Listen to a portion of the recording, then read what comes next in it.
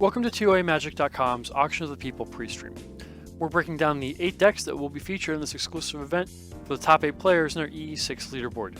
These are all decks that have won a Grand Prix in the Legacy format in the past 12 years.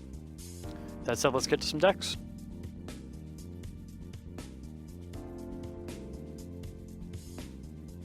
And here we have the No Force Bant from Grand Prix Providence 2011, piloted by James Rinkowitz.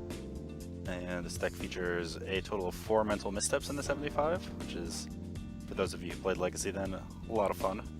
Let's see who has more mental missteps. But yeah, can you walk us through the game plan of this fewer counterspell Bant strategy? So, at this tournament, Legacy was overall a very fair format, a very even format, and not having the Force of Wills meant that you were never down cards in the mirror and the pseudo mirror, and having cards like Stoneforge Mystic into Umezawa's Jite or Sword of Feast and Famine gave you a pretty big edge in these sort of mirror match situations. The Green Sun Zenith Knight of the Reliquary interaction allows you to have bigger creatures than your opponent, and anyone who was trying to play fair, trying to play on the Brainstorm, Sources Plowshares, hold back on my cards, counter your stuff sort of game plan, wasn't able to really interact with it. So yeah, it's worth noting this was quickly following the release of New Phyrexia, and Mental Misstep was not legal in the format for very long. But other than the 3 mental missteps, are there any interesting main deck conclusions that point to Legacy in that era? We do have the curious 1 Birds of Paradise, 3 Noble Hierarchs in the main deck, in the blue-white-green deck. Birds of Paradise, though, is able to pick up an equipment. Something like Sword of Feast and Famine is just able to bash overhead, so that's probably the inclusion there. You do have 2 Vanillion Click as your disruptive elements, and an active amount of Kasali Pride Mages. So this deck, and 2 Sylvan Library. Two Sylvan Library is a large amount of Sylvan Library. If you have 2 Sylvan Libraries. Yep. So yeah, how difficult would you say this deck is to pilot optimally? Almost a lot of these decks that we're going to be featuring have tutors, have some toolbox elements, have some goofier things. The Green Sun Zenith toolbox is probably one of the easier ones to navigate, though. You need to figure out, do I need to blow up an artifact or enchantment? Do I have 4 mana so I can get a big guy? Do I need to have better early mana development? Kind of just ask yourself the question of what's going on, and figure out the answer, and you have a pretty straightforward game plan. There are only 2 Jaces. Brainstorms get a little bit easier when you don't really have to worry about holding a blue card for Force of Will.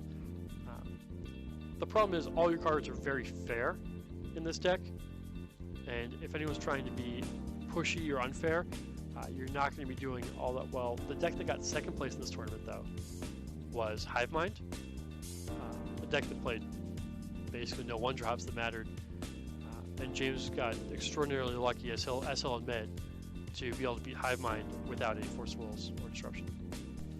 Excellent. So let's look at the sideboard for a minute about this deck. How do you think these cards stack up against all the other decks on this field?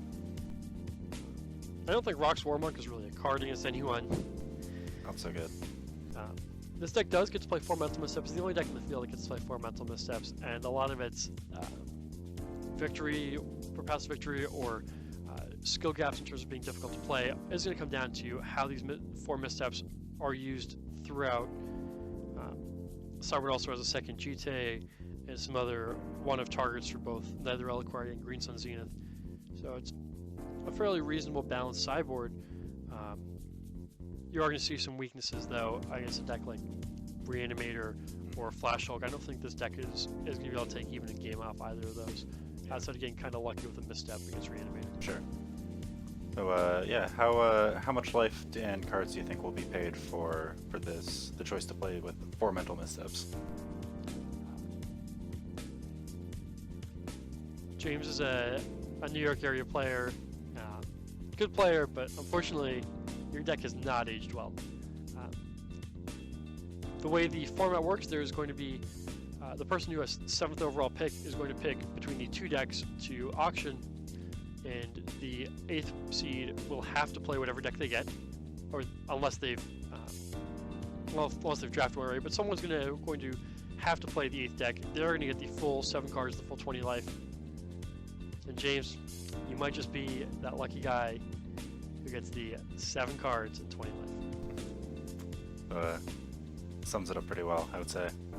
But if you want to play with Mental Misstep, you get to play with these cards, and Mental Misstep is busted, as we've learned.